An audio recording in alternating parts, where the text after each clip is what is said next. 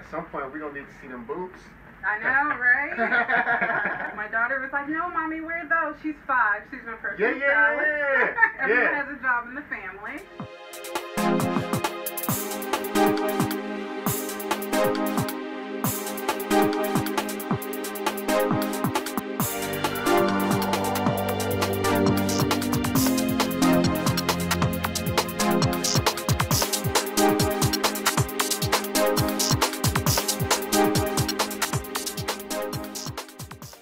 Hello, this is Sarah Bella, Queen of Bling, and we are here today at Pipes and Pleasures. So I have the pleasure of sitting with Iris and Andre. Please tell me a little bit about Pipes and Pleasures, how you got started, how you get your name. Tell me everything. Thank you for having us on your podcast today. Let me start with that. I appreciate it. Probably been into this business now for about 15 years. I started here. Pipes and Pleasures has been here for almost, we're going on 44 years now. I began working here for the original owners of this shop. Okay. I was doing another business and I came in to give them a hand, temporarily. And I was only supposed to be here, I think, for like 90 days. And then before I knew it, it was like 5 years later, and I'm still doing it. It was fun. I enjoyed it. And I learned so much from them. So back in 2009, Steve Anderson passed away. His wife, Rosvita, she continued to have the shop for a few years after that. And then she decided that she wanted to retire and just focus solely on making pipes. And when she did that, the short story is I called my husband and I said, I think we're going to go ahead and buy the shop. Okay. And he didn't argue with me. So that's how we fell into it. We did not have a passion for smoking or anything like that beforehand. As a matter of fact, neither one of us actually smoked anything prior to coming here. Oh, wow. And I probably still wouldn't have been that way, except when Steve was here, I asked a lot of questions about what we were doing. And there was one specific day where he said, yeah, that's it. You need to come downstairs and start to learn how to, smoke the products that we have so that you know what it's like. He was convinced that I was going to be here long term. I wasn't. Right. I wasn't. But he had a vision, I guess, for me. So please tell me, what was your first smoke? He actually began me on pipes and pipe tobaccos. Okay. And he made a couple of pipes for me. He began to show me about the pipe tobaccos, how to taste them, teach me the different types and things of that nature. We went through that for a while, and then he turned me on to cigars. And my first cigar was a Davidoff. And little petite, and he showed me how to smoke that, and then I knew cigars was probably going to be the thing that I enjoyed the most. Wow. Yeah. Okay. And just a little bit of history. So Steve and Rosita started the business as a pipe making shop and pipe business. And then in the 80s, with the cigar boom, they added cigars into the mix. And that's the Pipes and Pleasures comes from. That's amazing. So what do you sell more at the shop currently? So pipe tobacco continues to be our real bread and butter. Pipe tobaccos. Cigars, though, by volume is what we sell more of. But the real bread and butter though is our pipes and pipe tobaccos. So today we have some cigars here. Can you walk us through some of the selections that we have in front of us? Sure. So it looks like we divided this up by sweets and flavored cigars or infused cigars, and then we have just a few of our more traditional cigars. Okay, so in the tray over there we have the well, it looks like we have a lot of Tatianas, which is a very popular brand that we sell of flavored cigars. Okay. I think they're probably very popular because of their size, their slenderness, so they're popular to ladies, but then we still have a whole lot of men that will smoke those. Right in front of that, we've got the Acid Cuba and Blondies, which are kind of the they're like the granddaddy of the you know, flavored cigars. I think it's fair to say that they came out first with it and they perfected it, and I think after that everybody kind of jumped on the bandwagon. And then over there to the far right, there's a Macanudo. Yeah, that one, that's a Macanudo M. It's a fairly new product, and Macanudo being around for quite some time, I think this was their first segue into a flavored cigar. That one happens to be infused with bourbon. Bourbon. Yes. It's pretty good. It's pretty good. We had the privilege of going down to Louisville, Kentucky back in April.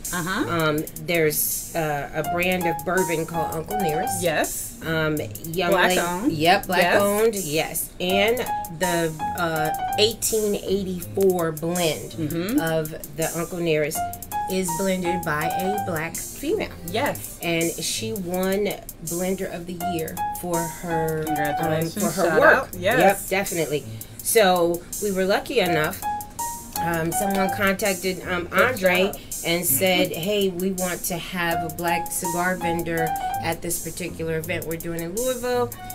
They got a hold of us. I said, yes, of course. And we prepared a cigar specifically for that event. We infused this with co-blending this with a company called Alordum out of Chicago. Okay.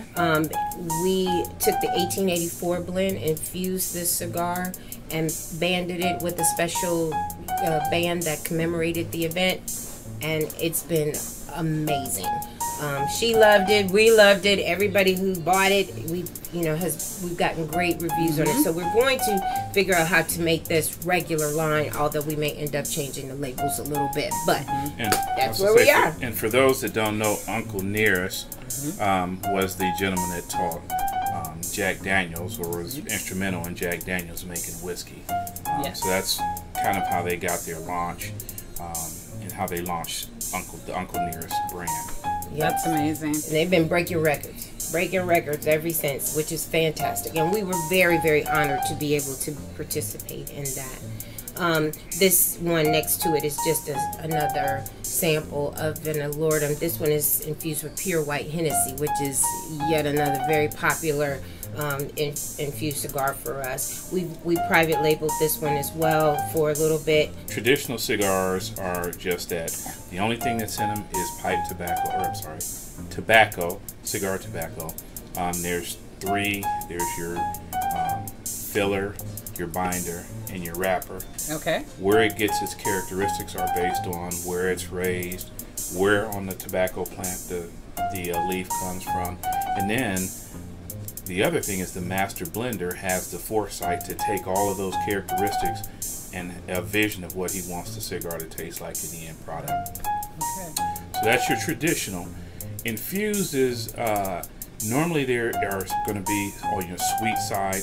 They have some type of flavoring to them. There's a couple of different infusion processes. This one is, I think we call it cold infusion process, where they actually inject the alcohol into the cigar. Each individual one? Each individual cigar. Okay. There's some where they infuse flavor based on smoking. There's some where they infuse flavor. We have one we carry, which is a Gurkha, where they infuse the flavor by heating cognac and letting it permeate the leaves. Wow. Okay. And then Tatiana uses a process where they use a flavoring process to get, as you can see, they have a wide range of flavors. How would you describe the atmosphere at Pipes and Pleasures, and how does it connect back to family? I would say our theme when we kind of created and took it over is we wanted to be cheers minus the beer. So I like that. Cheers minus the beer. Okay. So what we want people, typically and historically, going into most cigar lounges or some cigar lounges, it's kind of like going into a library. It's very quiet. It is. Very, everybody's really hung up. And what we wanted to do is be more like a family environment. So one of the things that you'll notice is it kind of carries through to our customers is if you come in, you go in the back, someone's going to welcome you first of all. Yes, they will. Yes. Next, they're going to probably, if you need education, they'll help you with that, although we'll provide that as well. But then the other thing is, we are a BYOB establishment, and if you need a drink or some spirit, normally someone, especially if it's one of our regulars, will make that offer to you. So it's just like going to your relatives or in-laws' house where everyone kind of knows you. I mean, all of our regulars kind of know each other. So that's the feel where it's family. That is amazing. And does family also work at the front desk? Sometimes? Yes, yes. We have 2 daughters. Actually, we have 2 daughters and a son. The son is on the back end side of it. He does some things with our inventory and technical pieces. And then the 2 daughters are on the sales front end side. That's amazing. I would come in and say, I want to smoke a cigar. And I've never smoked a cigar before. Actually, you were my first person that gave me a cigar. Never forget your first. He was my first cigar provider.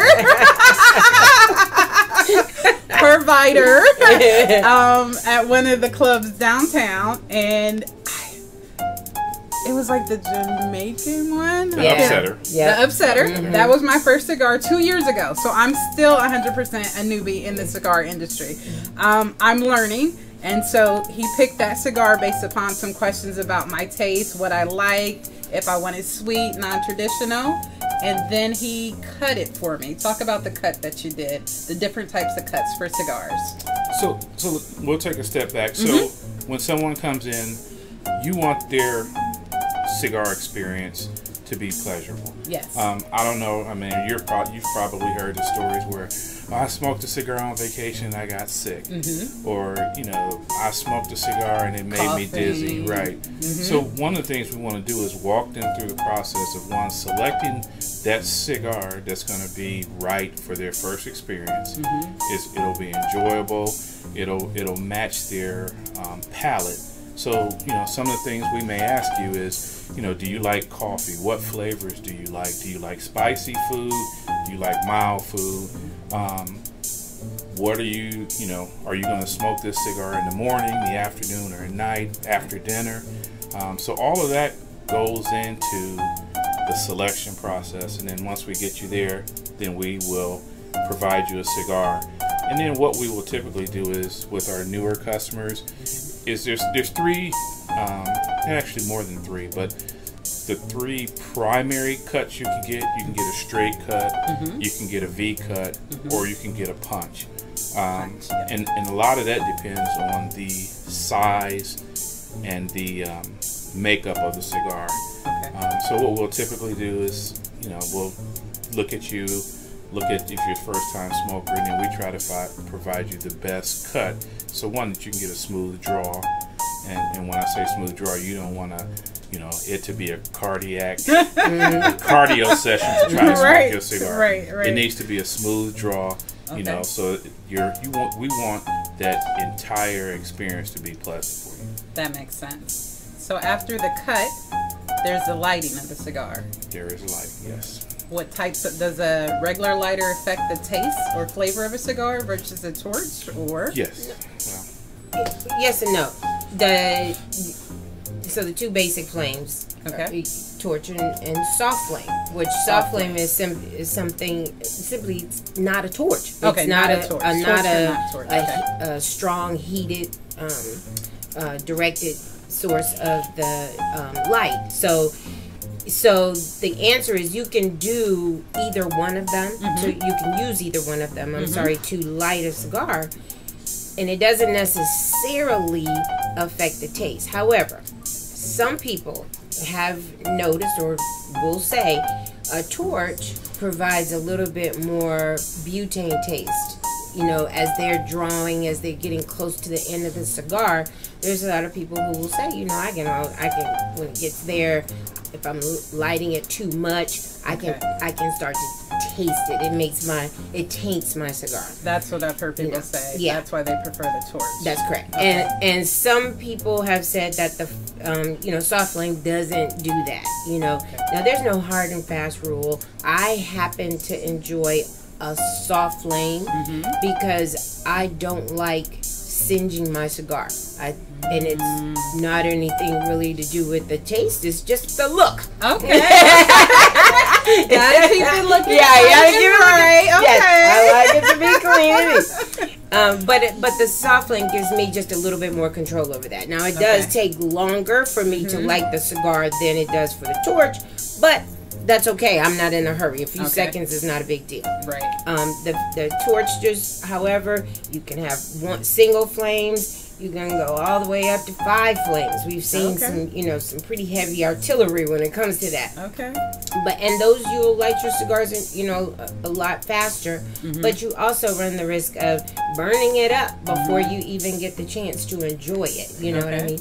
And I like to enjoy the first light up because it tells me something. It tells me what I can expect for the rest of the cigar. But if it's burnt and it tastes like that, it takes me a while to get past that. So. That makes sense. Yeah. You heard it here. Thank you again for having us. We appreciate you. Thank you for coming. Thank you. I think we got it.